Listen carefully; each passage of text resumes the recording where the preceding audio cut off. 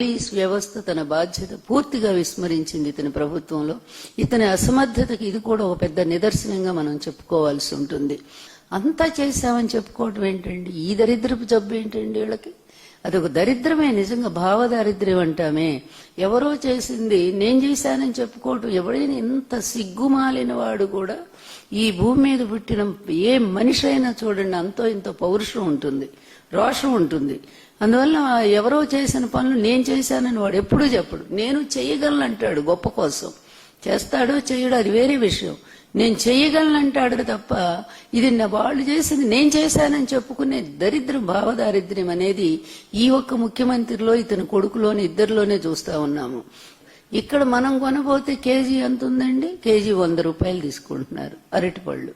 అంటే దళారుల వ్యవస్థను చేస్తా ఉన్నారు. ఆ దళారుల నుంచి భారీగా కమిషన్లేమో ముఖ్యమంత్రికి ఆయన కొడుక్కి అందుతా ఉన్నాయి, వాళ్ళ ఎమ్మెల్యేలకి, మినిస్టర్లకి. ఈ విధంగా ఇక్కడుండే రైతు తర్వాత కొనుగోలుదారులు వీళ్ళిద్దరూ కూడా నష్టపోతా ఉన్నారు. ఎక్కడ క్రమశిక్షణ లేదు, ఒక క్రమబద్ధత లేదు, ఒక న్యాయం లేదు. అన్యాయమే రాజ్యం వెళ్తా ఉంది. అబద్ధాల మీద అబద్ధాలు చెప్పుకుంటూనే పోతున్నారు. లడ్డూ దగ్గర నుంచి ఇప్పటి వరకు కూడా. జగన్మోహన్ రెడ్డిని తిట్టడానికి వీళ్ళకి ఈవెంట్స్ ఎందుకండి? రోజు ఓ ప్రెస్ మీట్ పెట్టి మీరు తిట్టొచ్చు కదా. స్కూలు పోయి ఆ చిన్న పిల్లల ముందు, వాళ్ల ముందు కూడా జగన్మోహన్ రెడ్డిని తిట్టడం ఏంటండి? జగన్మోహన్ రెడ్డి గారి టైంలో అంటే విద్యా వ్యవస్థ సర్వనాశనం అయిందంట.